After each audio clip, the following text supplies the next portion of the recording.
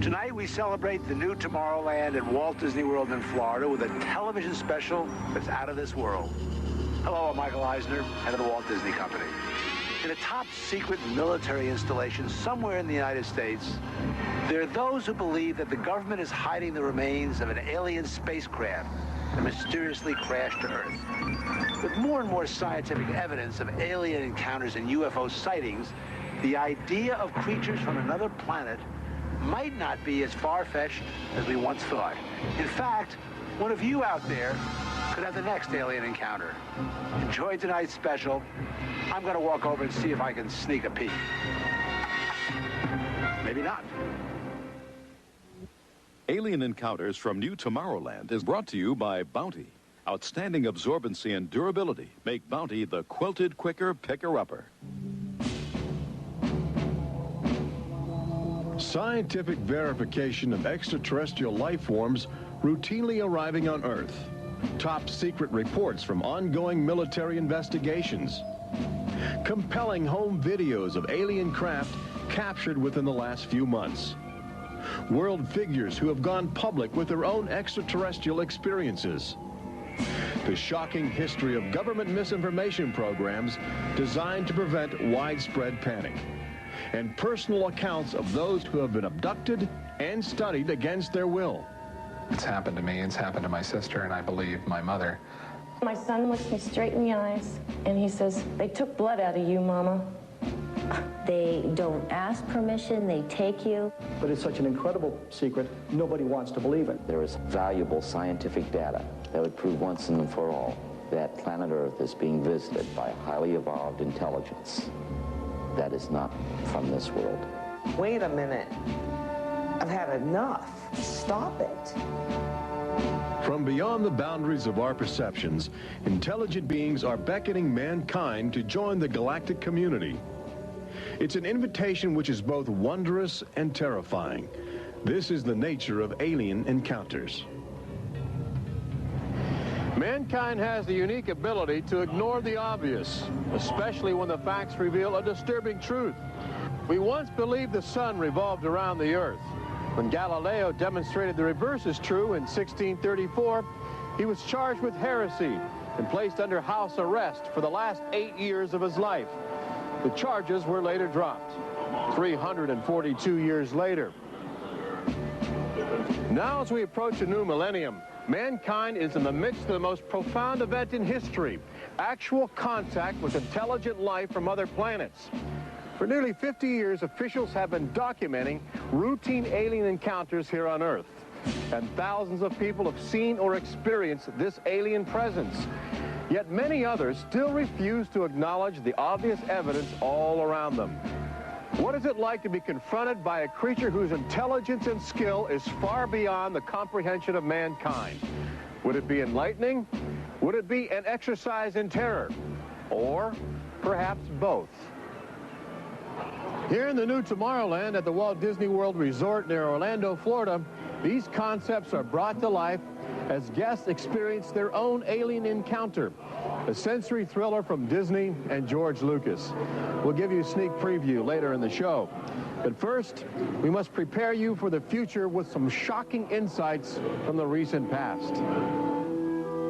Alien ships seem to arrive in waves. And if the last few years are any indication, planet Earth is experiencing a tsunami of sightings.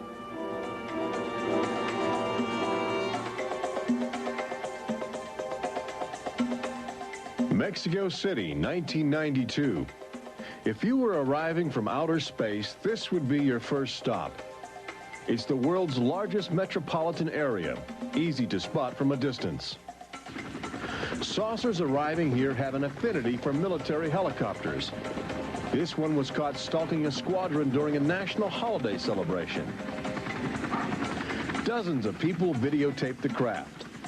Millions more just stared in disbelief as it covered 200 square miles of territory in a matter of minutes. Canada, 1991. In a residential area just outside Ottawa, this alien ship was photographed landing in what appears to be a prearranged site. UFO investigators claim the structure of this craft reveals a technology previously undocumented. This sighting is known as the Guardian case, named after the pseudonym of the photographer who wishes to keep his identity secret to avoid harassment from local authorities uncomfortable with the notion of alien intruders. For the last few months of 1994 and lately in 1995, Gulf Breeze, Florida has been ground zero for alien encounters. Especially during the day, extraterrestrial craft have become common ornaments in the uneasy skies. Over those dunes right there. There she is, right there. Oh my God. Residents of Gulf Breeze routinely aim their home video cameras at the horizon. More often than not, they capture an astounding alien display. Oh, there it is. Right out there. Looks like an egg on top and an egg on the bottom. You would think these alien sightings would be front page news. So why have they received almost no national attention? The answer is simple. For governments determined to maintain their authority, extraterrestrial contact is pure dynamite. There's beings from another planet. We don't know where they come from. We don't know what they're doing here. There's nothing we can do about it. Meet Captain Kevin Randall, retired Air Force intelligence officer, now a top investigator of alien encounters. Anytime a technologically superior civilization comes in contact with a technologically inferior civilization, the technologically inferior civilization ceases to exist. Not necessarily through conquest, not necessarily through invasion, but because the technology changes the underlying social structures of that civilization and it disintegrates. Those fears are reflected in a 1960 federally funded study by the Brookings Institution, which warned that public knowledge of alien life could cause civilization to collapse. So they began a policy of covering up and hiding the information, but they also began a policy of ridiculing, so that people who really see something are afraid to come forward. This isn't right to do the ridicule. I mean, a lot of people suffer. Retired Army officer Clifford Stone certainly suffered after he began private research into the UFO phenomena while still in the service. Well, I was given a lawful order while I was in the military to back off. I refused that lawful order. That resulted in me having to go to be psychoanalyzed, which kind of backfired on my command. But I was actually given a lawful order not to write to members of Congress without first getting it approved through my command, and not to talk to members of the media. Of course, I went out and violated all those directives simply because I felt they had no right, that I had a right. He also has determination. This collection of classified government documents represents years of determined effort by Stone to open the UFO files and offer fresh leads to investigators on the trail of the truth. It is not surprising that this book is making top military officials very uncomfortable. I think that some of the underlying concerns they have is the impact it will have on society as a whole if the information is ever released. Then why have aliens chosen to visit our small blue planet, hidden on the distant fringes of an insignificant star cluster? Well, we invited them here. When we return, what is attracting alien visitors to planet Earth? Extraterrestrials take aim on America's military. A crashed saucer becomes a top-secret bombshell. The nation's capital becomes a cosmic crossroads. And later, how Disney Imagineers have designed a way to prepare humans for their inevitable alien encounter.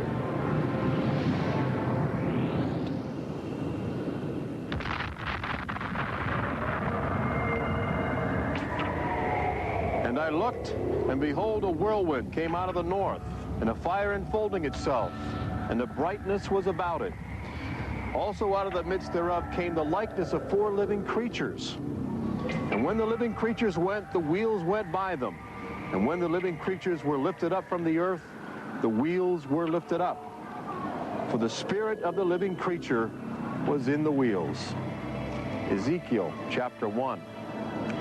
There have been reports of alien encounters throughout recorded history, often buried in the obscure poetry of mystics. But since the end of World War II, alien encounters have adopted a darker, more menacing demeanor. No longer just spirited lights dancing in the sky, UFOs turn more brazen, announcing themselves with surprising ferocity. Most alien activity on Earth in this century seems to have been sparked by the single most profound technological achievement in human history.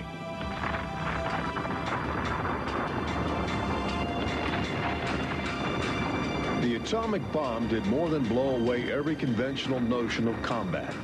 It also saddled mankind with the awesome responsibility of life and death for the entire planet. But what the world didn't know in 1945 was that the atomic bomb's brilliant burst of energy would also be mankind's cosmic calling card, announcing to the universe that a technological society had evolved on a small blue planet in the backwaters of the stars.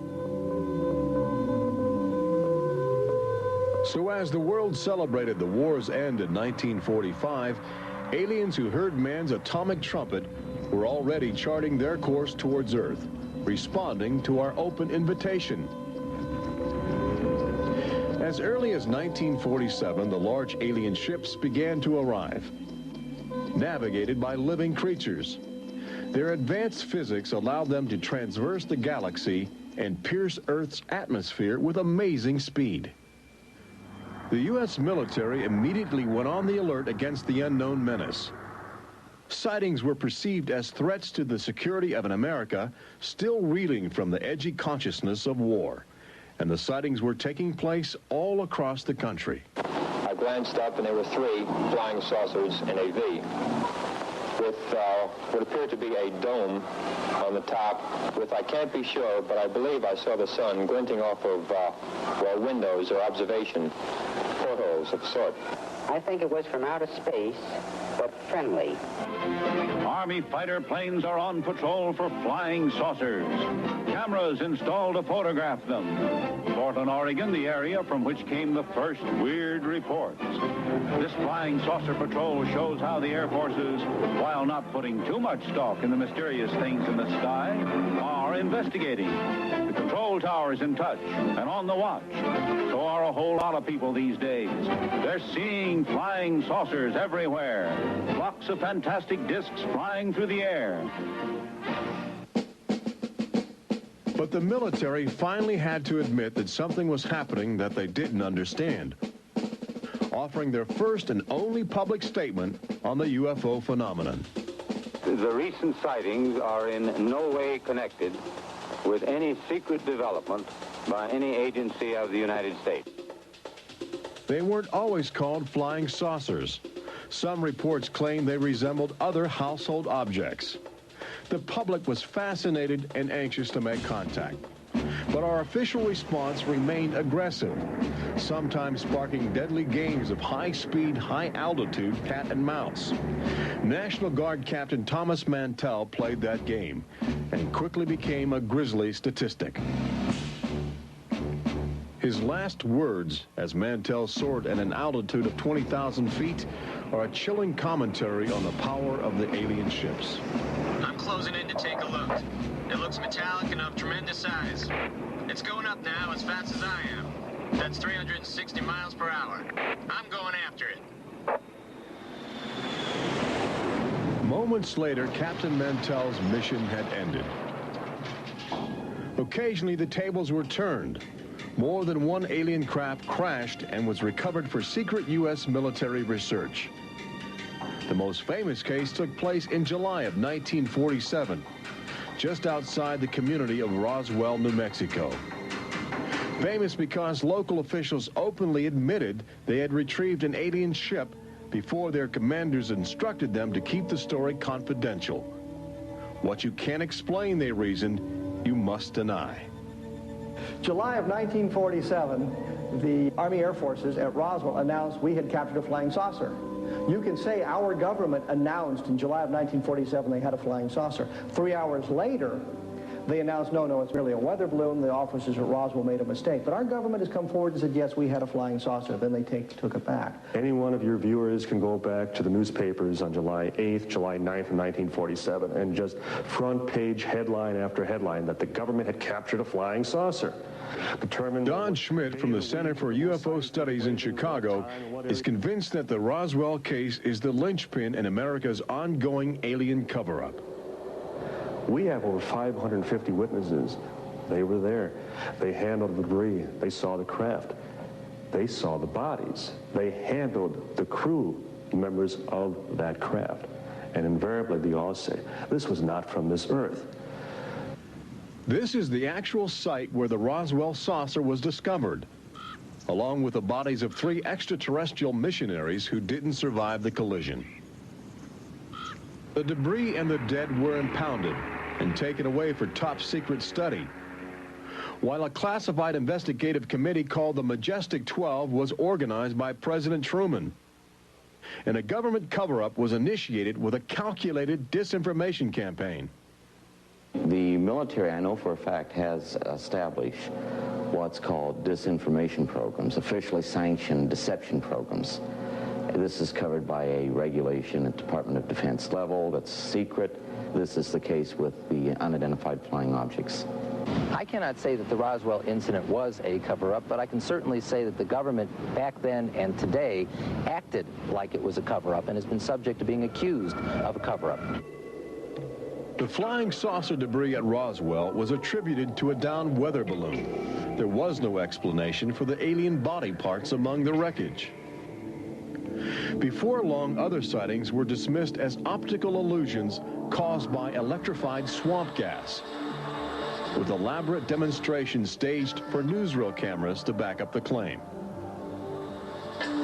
But while the Pentagon refused to publicly admit aliens had arrived on Earth, their top-secret internal memos told a different story, even detailing the various ships and the creatures they had autopsied.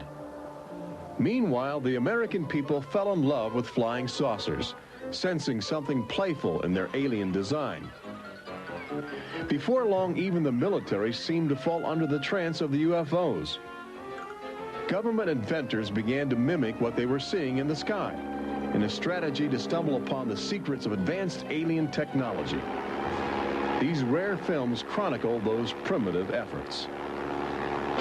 At a symposium conducted by Princeton University, weird and wonderful flying machines developed for the Army go through their paces.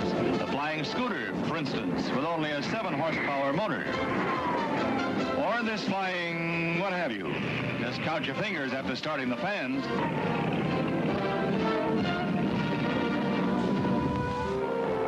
The naive attempts to copy the saucers began to look foolish, especially in July of 1952, when real alien ships were routinely buzzing over Washington, D.C., leading fighter pilots on frustrated chases lasting as long as 6 hours. It was the first time since the War of 1812 that our nation's capital had been successfully invaded by a foreign power. By the early 1960s, UFOs were having a chilling effect on our defense operations. Their tremendous speed often caused them to be misidentified as incoming intercontinental ballistic missiles, putting American air bases on red alert. There needed to be some way for the U.S. and the Soviets to distinguish between nuclear attack and alien visitors. A weapon is installed in the Pentagon, but it's a weapon of peace. This is the teletype that will operate at the U.S. end of an open line to Moscow. This link, it is hoped, will help avoid misunderstandings that could possibly trigger a catastrophe. Now, a president could be in touch with the Russian premier in a matter of seconds. The hotline between Moscow and Washington was set up so they could go ahead and make last-minute pleas that we're not attacking you and you're not attacking us. The purpose for this was to ensure that a nuclear war would not be touched off by a UFO appearing on the scopes and being mistaken for enemy aircraft. The hotline eased some international tensions, but it didn't halt the interaction between the military and aliens, which continues to this day. November of 1975, essentially every SAC base in the United States was visited by UFOs. We have reason to believe that the UFOs went ahead and had some effect on changing the codes within the missiles, within the launch control facility, to change where the missiles would hit. 1976, September, Iran, 2 F-4s tried to intercept a UFO and shoot upon a UFO. The weapon systems of the planes go dead. The communication systems go dead. These are just two examples of cases which sound like they came out of science fiction, but in reality, they're from government documentation, documents released by the State Department. Main engines up and burning. September 1991, Space Shuttle Mission 48. Commander Clayton and his crew point their cameras at the planet's horizon for a live broadcast to Earth. Many viewers noticed an alien ship playfully cavorting around the shuttle at tremendous speeds. NASA still refuses to acknowledge the incident. But since that time, the space agency no longer allows public access to live unscrambled television signals from shuttle missions. Currently in 1995, the Federal Emergency Management Agency trains personnel with a manual that suggests techniques in communicating with extraterrestrials encountered in the line of duty. This document is in marked contrast to a federal law passed by Congress in 1969, which makes it illegal for any American to have contact with an extraterrestrial, punishable by a $5,000 fine and a year in jail. Ironically, both documents were composed by a government which refuses to publicly admit that there is intelligent life on other planets. Indications are that government, military, and scientific leaders will soon release nearly a half-century of official documentation of ongoing alien encounters on Earth. Perhaps they feel it would be too embarrassing not to reveal the truth before the truth reveals itself.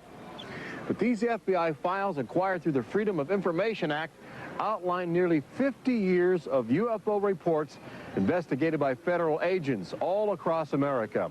Overwhelming evidence that something sinister is at work. But look carefully. The torn pages, the ragged copies, the large areas blacked out in an effort to keep secrets locked away. If we are keeping information, which I am certain we are, from the American public on unidentified flying objects, then we're wrong. Government has an obligation to the people to tell the truth. No matter what that truth might be, the people have a right to know that planet Earth is being visited by a highly evolved intelligence that is not from this world.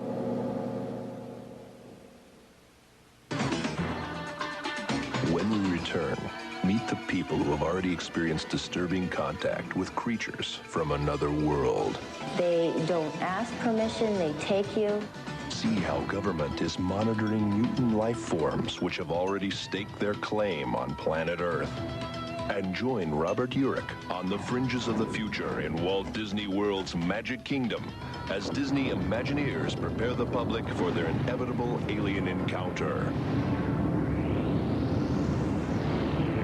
Encounters from New Tomorrowland.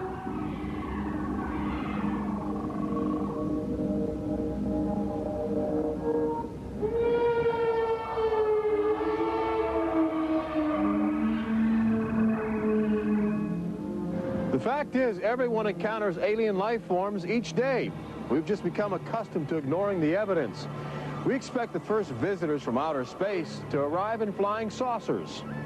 But there are new scientific suggestions that the microbiotic organisms, which routinely invade human bodies in the form of viral disease, may have extraterrestrial connections. These minute alien life forms may very well be the advanced invasion force, leading the way to test Earth's environment for more complex and determined creatures.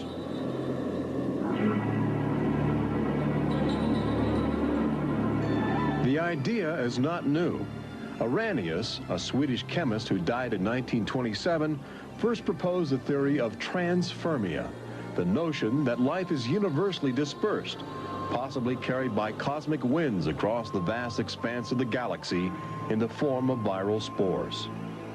Uncovering this mutating alien life is an ongoing government project carried out by scientific teams at NASA.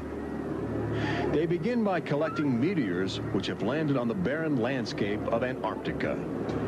Here, low temperatures preserve the alien life clinging to 4 billion-year-old cosmic debris. In a specially sealed clean room at the Johnson Space Center, these crude interstellar spaceships are carefully dissected to extract the biotic matter inside. Amino acids, a kaleidoscope of organic compounds, and the chemical catalysts of life are analyzed with sophisticated gas chromatographs and mass spectrometers. Life is plentiful in the universe and eerily tenacious. Lately, scientists have found extraordinary numbers of unknown organisms which have gained a biological foothold where we once thought survival would be impossible. They grow in deadly ammonia gas. They are resistant to ultraviolet radiation. They thrive inside the radioactive cooling systems of nuclear power plants. And they can even survive the vacuum of space, reanimating themselves when air and water become available. Riding inside the stone cocoon of a meteor, life can travel virtually anywhere, and a good deal of it lands on planet Earth. But just as we explore the genetic package of alien life, visitors from space are routinely examining human specimens, abducting men, women, and children in order to conduct disturbing biological experiments. Very, very few people who've had the experience are willing to talk about it publicly. There is such a kind of ridicule factor. Bud Hopkins, researcher and author of the best-selling book Intruders, is America's leading investigator into the alien abduction phenomenon, and largely responsible for bringing the astonishing situation to the nation's attention. The most important thing about this, I think, in studying it, is to realize that there are very distinct patterns. This is not just a box full of crazy experiences which are mutually contradictory. The patterns start this way. People are abducted first in childhood. When I go back into my memory, I don't know a day without them. And they are then re-abducted over many, many, many years. When I saw this light on the freeway, my first reaction was, oh my God, not again. I grabbed the side of my bed like, no, you're not gonna get away with this. You're not gonna get away with it this time. Then I feel lifted off of the bed, and the next thing that I remember is being on a table or a bench and these beings surrounding me. Samples are taken from the skin, and there are very distinct scars that result from these biopsies, whatever we want to call them. I have a scar on my hand. It seems to be a triangle shape that's a half an inch by half an inch if you were to measure it. They were just red and blistery and kind of in a large equilateral triangle on each foot. The basic, most common mark is what we call a scoop mark. It's a circular depression, as if the aliens have used a little tool and removed a layer of cells. On my upper left inner thigh, I have two marks. There's a series of two. They're about 1/8 of an inch deep and about 1/4 inch in diameter that people call scoop marks, for lack of a better term. Often an object is inserted in the nostril or behind the eyeball or in the ear, which we believe to be implants. On my shin, between my ankle and my knee, were two puncture marks. In fact, I hesitate to call them that because they were larger and deeper. They were like two holes drilled vertically along my shin into my leg, and that frightened me deeply because I have no idea how those got there. I could only speculate as to why they were doing that, although I do know that, bone marrow contains genetic material, blood. They're interested in who you are genetically. They seem to be desperate for our genetic material, our DNA, our particular genetic makeup, as if they have reached some point of, let's say, some point of no return in their evolutionary development, and they need to revivify themselves through something they can get from us, a more primitive and perhaps more robust species. People generally describe one particular type of figure as the basic alien type, which is a small figure, 3.5 to 4.5 feet tall, huge head, huge black eyes, hairless, grayish-white skin, just a tiny slit for a mouth that doesn't move, and so forth. I'd say that accounts for about 85% of the descriptions. There's some that are very, they talk about the reptilian being like sexually aggressive, and then there's some that look like praying mantis that are very mean and very violent. It is a violation of your body. It's a violation of your space. They don't ask permission. They take you. On this earth, when you are raped, when you are mugged, even if you don't see that person that is doing you bodily harm, you have somewhere to go. You can go to the police and at least give a report whether they do something or not. You have somewhere to go. But in this case, you have no one to talk to. You have no one to say, this has happened to me. I've been so violated. You don't even know. And you're not ready for this. My love life went to hell. My schooling went to hell. Everything went to hell. And it's terrifying, it's not fun, it ruins your life because you have nowhere to go. Twinkle, twinkle, little star, how I wonder what you are. Up above the world so high like a diamond in the sky. Makes me want to cry.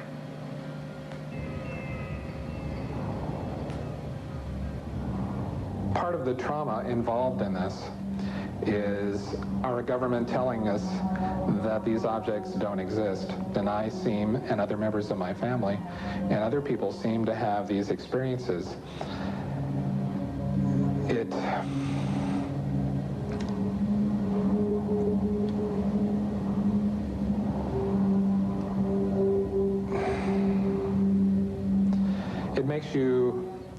makes you doubt your sanity.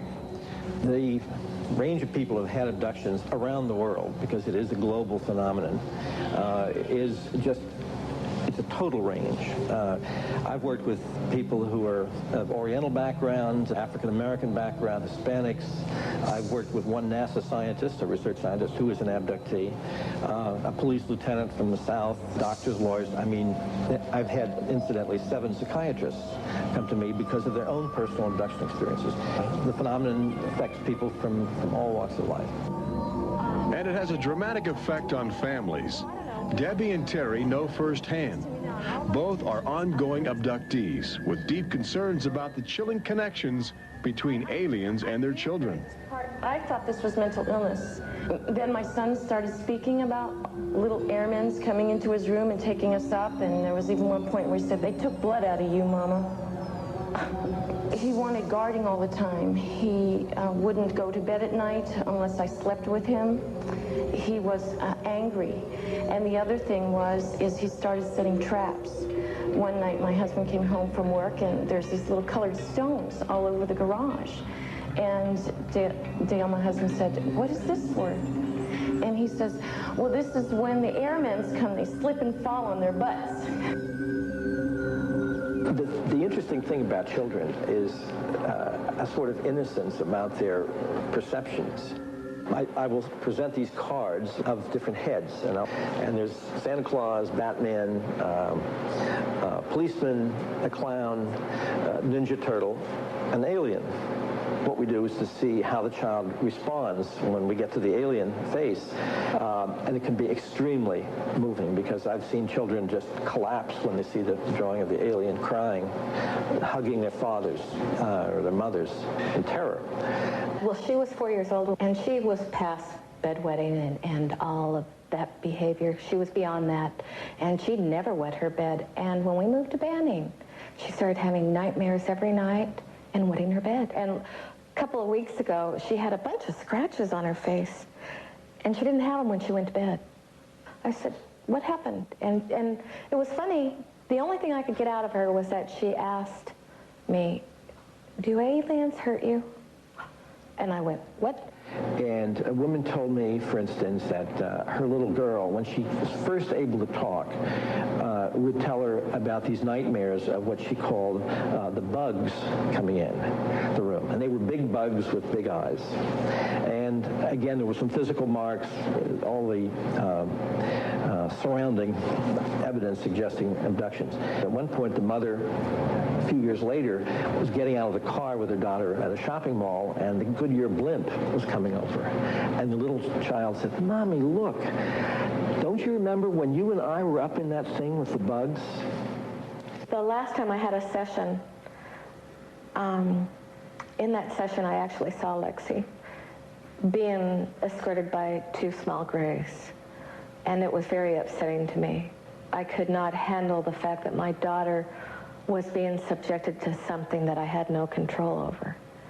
And when I think you have no control over something, that you're so helpless, it's like your child's drowning or something, and you can't save them.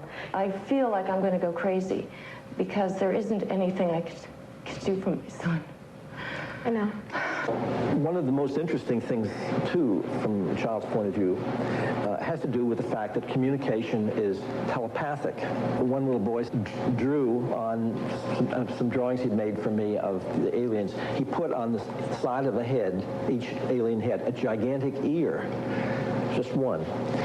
And his mother said, what's that? And he said, well, Mommy, I know they don't have ears, but I put that there because, you know, they can hear everything you're thinking. When we return, Robert Urich takes you to the new Tomorrowland in Walt Disney World's Magic Kingdom, where Disney Imagineers are creating extra terror, estrial excitement, preparing the public for cosmic contact with a virtual alien encounter.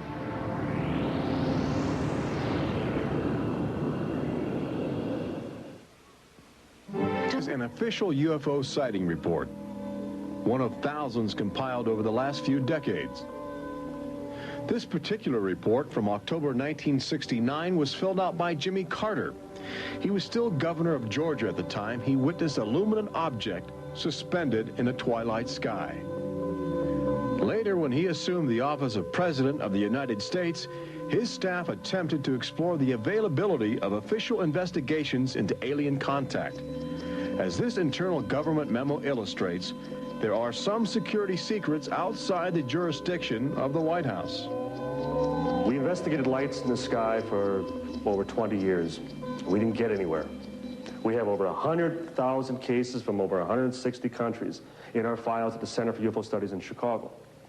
When you actually take the time to look at the official record, look at the classified, disclosed documents on the phenomena, and I'll guarantee you'll walk away saying, why weren't we told about this? And why were we told something else altogether? We've all been indoctrinated to have this knee-jerk response just to that term, UFO. We have to ask ourselves, who started it? And isn't it about time we go out and find out for ourselves?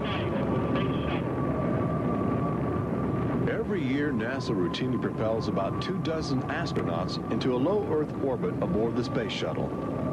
A loud, lumbering, somewhat primitive rocket ship.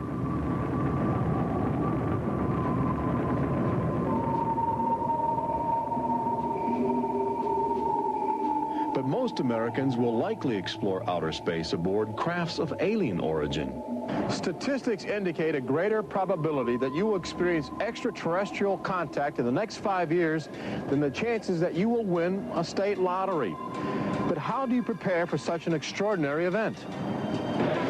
Here in the new Tomorrowland at Disney World, scientists and Disney engineers have brought to life a possible scenario that helps acclimate the public to their inevitable alien encounter. Welcome to the new Tomorrowland Convention Center in the Magic Kingdom, where humans can enjoy their first taste of the future, as well as advanced extraterrestrial technology, and begin to understand the disturbing facets of alien intelligence.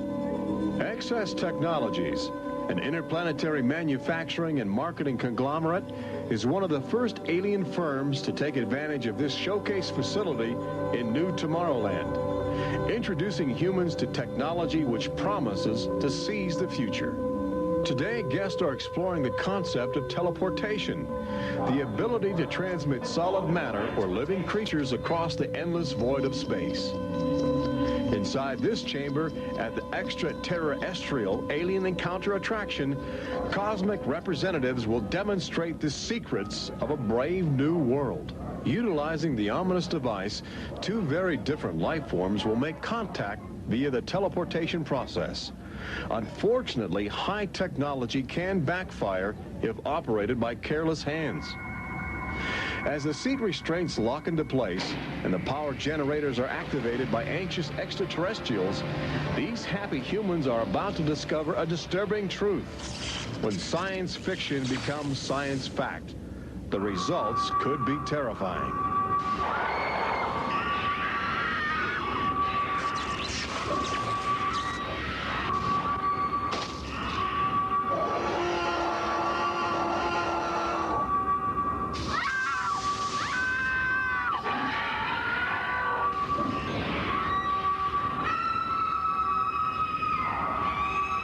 Alien Encounter opens at Walt Disney World summer 1995.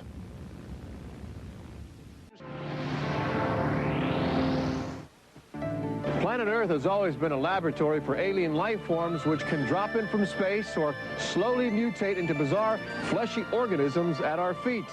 Understanding the nature of these strange creatures from above and below is the greatest challenge of our age. We now know that our future, indeed the future of Earth itself, rests in the balance of the solid and the ethereal, of common sense and the irrational, and our relationship with alien life as grotesque as a fungus or as glorious as the heavens.